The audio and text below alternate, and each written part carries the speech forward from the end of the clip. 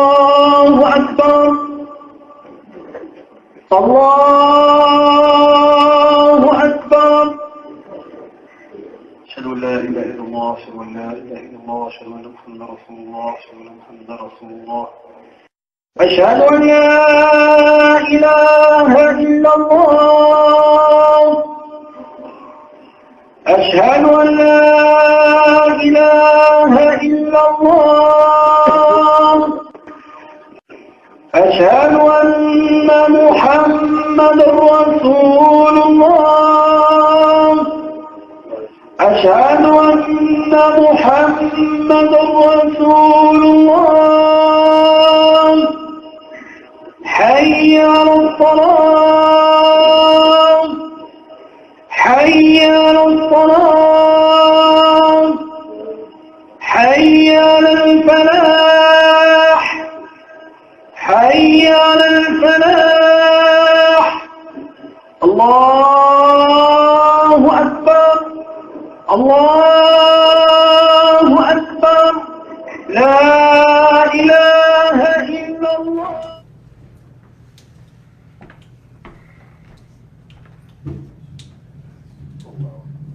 Alhamdulillah, alhamdulillah, rabbil alameen, alhamdulillah, alhamdulillah, alhamdulillah, adada khalqihi wa rida nafsihi wa zinata arshihi wa midada kalimatihi wa muntaha ilmihi wa jami'a ma sha'a wa khalaqa qadara wa bara alim al-ghayb wa shahadatu ar-rahman ar-rahim al-malik al-qudus al-aziz al-hakim ashhadu an la ilaha illa Allah wahdahu la sharika lah له الملك وله الحمد يحيي ويميت بيده الخير وهو على كل شيء قدير وأشهد أن محمدا عبده ورسوله صلى الله عليه وسلم أرسله بالهدى ودين الحق ليظهره على دين كله ولو كره المشركون أما بعد فيقول الله تعالى في سورة النساء فأقيموا الصلاة إن الصلاة كانت على المؤمنين كتابا موقوتا. Alhamdulillah. We praise Allah subhanahu wa ta'ala and send peace and blessings upon his beloved Prophet Muhammad sallallahu alayhi wa sallam. Alhamdulillah. We thank Allah subhanahu wa ta'ala for the ni'mah and blessing and favor of Salah. Prayer. A lot of us don't know how special the SALAAT is, the prayer, the obligatory prayer. This SALAAT was a gift to this ummah. You have to realize after the year of grief of the Prophet sallallahu alaihi wasallam, 3 terrible things happened to him. He lost his beloved wife, Khadija, radiallahu ta'ala anha. May Allah be pleased with her. She died. She was his support, his advisor, his emotional rock. She died. His uncle Abdullah, even though he never embraced Islam, he was his external rock in his support and was riding with him from day one and even supported Islam in many ways. And it was his protection that kept his enemies' physical hands off of him. He died. And then the Prophet sallallahu alaihi wasallam tried to give da'wah in Taif. And they were so disrespectful to the Prophet sallallahu alaihi wasallam that the chiefs of the town gathered the little kids together and had the little kids throw rocks at the Prophet sallallahu alaihi wasallam. And these rocks hurt him so bad that his sandals literally was like a sponge with blood. The situation was so horrendous that Allah subhanahu wa ta'ala dispatched Angel Jibril to him, along with the angel that was in charge of the mountains. His angel said, listen, I've come by the command of Allah Azza wa Jal. He has put me at your service. If you command me, I will destroy this town between these two mountains. Easy, just like that. You know, it's not an issue. The Prophet ﷺ said, leave them. Maybe perhaps some of their offspring will embrace Islam. Alhamdulillah, all of this happened back to back for the Prophet ﷺ. You ever been hit with issues back to back?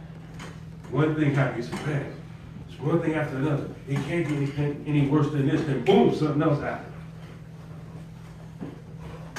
Allah is setting you up. He's setting you up for something great. All you have to do is have sabr. سبحان الذي أسرى بعبده ليلة من المسجد الحرام إلى المسجد الأقصى. Allah took his servant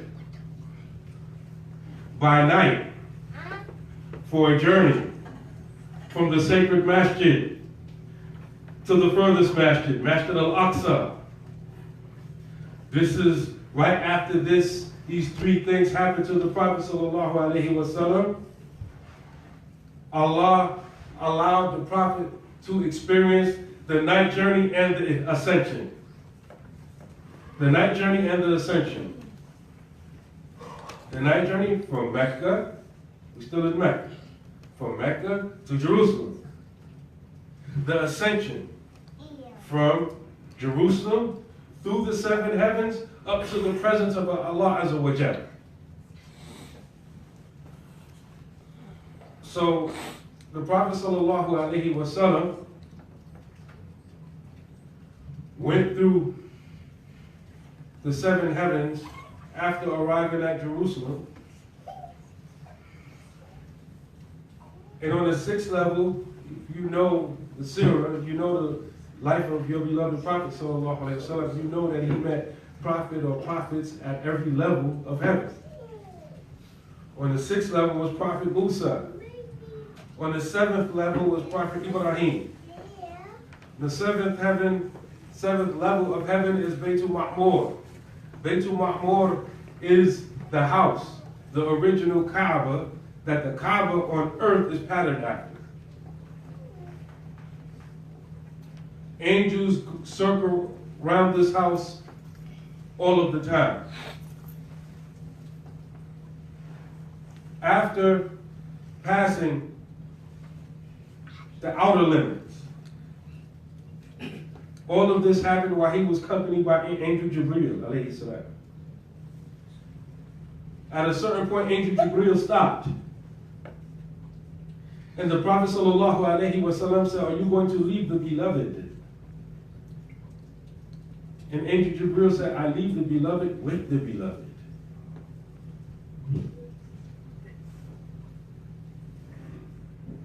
Allah subhanahu wa ta'ala, the Prophet sallallahu alaihi wasallam, after receiving revelation directly from Allah without the intermediary of Angel Jibril, he descended.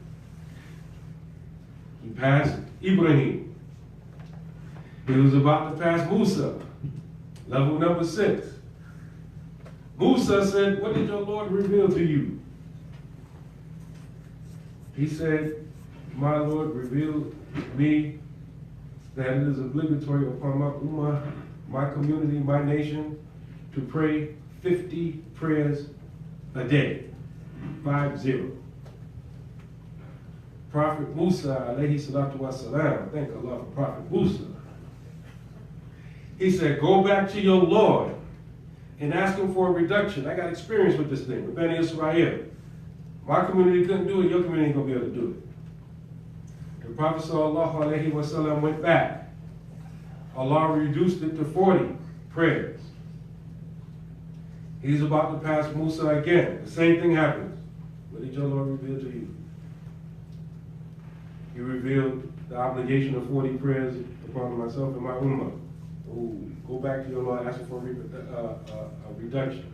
They will not be able to do it. This happened over and over again. It went from 50, to 40, to 30, to 20, to 10, to 5. And Prophet Musa stopped him. What did your Lord reveal to you? You gotta understand, Prophet Musa has this experience with Allah subhanahu wa ta'ala. Kalam Allahu Musa taqliman, Allah subhanahu wa ta'ala says. Allah spoke to Musa directly. So Prophet Muhammad sallallahu alayhi wa sallam is experiencing this for his first time. We got to understand it's kind of like, this is like, Prophet Musa is like the OG, schooling him, listen. After 5, Prophet Musa said, go back to your Lord and ask him for a reduction. Some people ain't going to be able to do it. I've been doing this. Branding Israel, it's too weak for them. Too much for them, and it's not going to be enough for you. It's going to be too much for you, excuse me. Prophet Muhammad sallallahu alayhi wa sallam said, I feel too ashamed to ask him for anything less than 5. And my Lord also revealed to me that these 5 prayers will be equivalent in reward to the original 50 that he commanded us on my ummah. Alhamdulillah, Rabbil Alameen.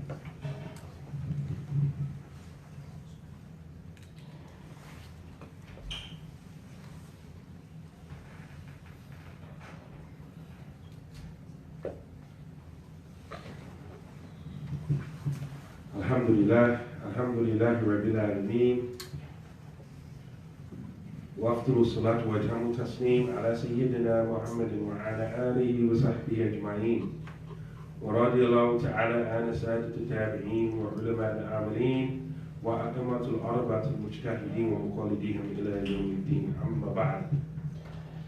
A lot of secrets and special things were revealed to the Prophet sallallahu alaihi wasallam directly to Allah subhanahu wa ta'ala. Allah makes reference to this in Surah An-Najm, Surah 53. Verse number 10, when he says, فَأَوْحَى إِلَىٰ عَبْدِهِ مَا أَوْحَى, and Allah revealed to him what he revealed to him. He didn't get specific, he was very vague. He revealed to him what he revealed to him. SubhanAllah. We know part of that revelation is what we had just mentioned, the SALAAT. This was a gift from Allah subhanahu wa ta'ala to the believers, to the ummah. This is our Isra and Mi'raj. This is our direct communication with Allah subhanahu wa ta'ala. But like everything, there's conditions. It's been narrated on authority of Jabir ibn Abdullah radiallahu ta'ala anhuma, that the Prophet sallallahu alayhi wa sallam said, Miftul Jannah as-Salah, wa Miftul Salah al-Wudu, Rawahu Tirmidhi.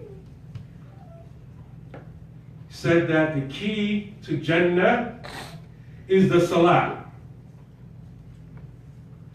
The key to Jannah, paradise, is the prayer, the obligatory prayers. And the key to the prayers is wudu, or some narration, tuhur, purification.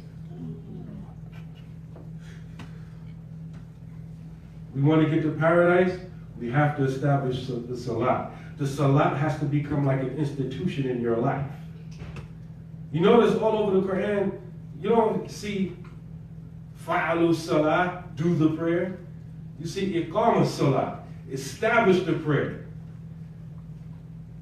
Comes from the word like karma, like qiyam, standing in the position where we stand up straight in the prayer, which is a rukn of the prayer. This is why if you understand fiqh, you know that it's permissible to do a voluntary prayer sitting down. But for the obligatory prayer, even if you have some physical ailments, if you can stand, you at least stand for the qiyam when you recite the Fatiha. But the Salah is an institution. The Salah is done all of the time, whenever humanly possible. And if not humanly possible, as soon as the possibility presents itself, you make it up.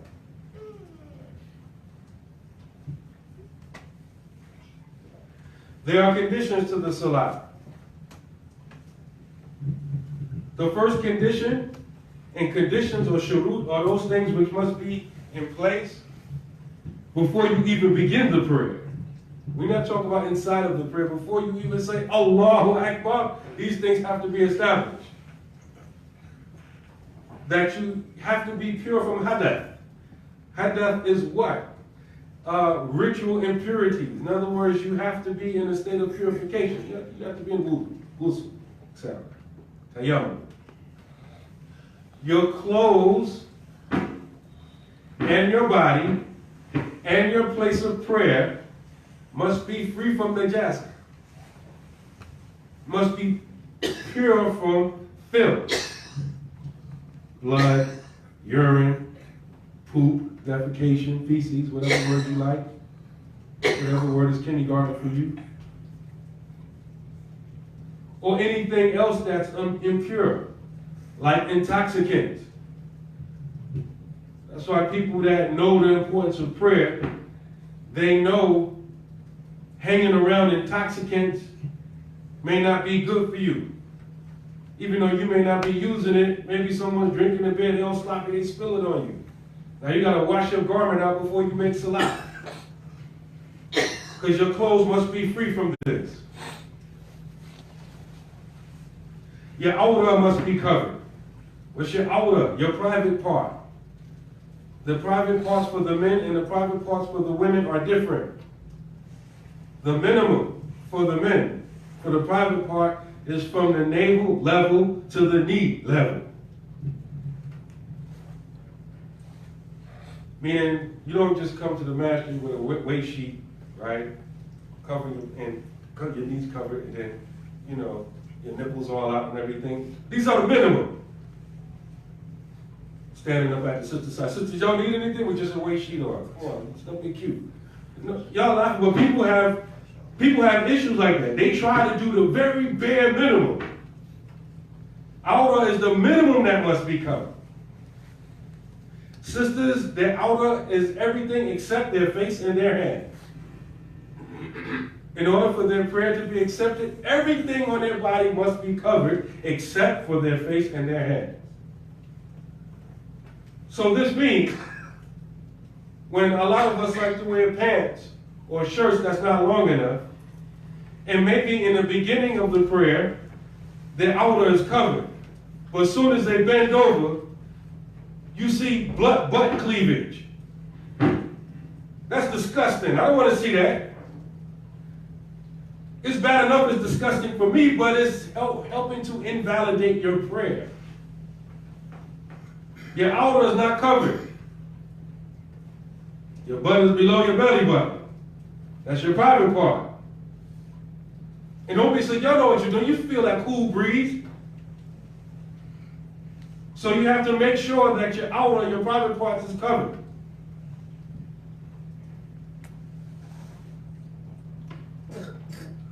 You have to face the Qibla. The Qibla is the direction that we face when we're facing Kaaba, the Kaaba, Mecca. So we face the Kaaba. The act of facing the Kaaba is called the Qibla. The direction we face. We're talking about conditions of the prayer. These things must be in place before you even begin the prayer. Not speaking, leaving off speech. And leaving off unnecessary movement. Remember these conditions, and we should be like this on autopilot when we get ready for the SALAAT. Walhamdulillahi Rabbil Alameen. ربنا اتنا في الدنيا حسنه وفي الاخره حسنه وقنا عذاب النار. اللهم صل على محمد وعلى اله وصحبه وسلم.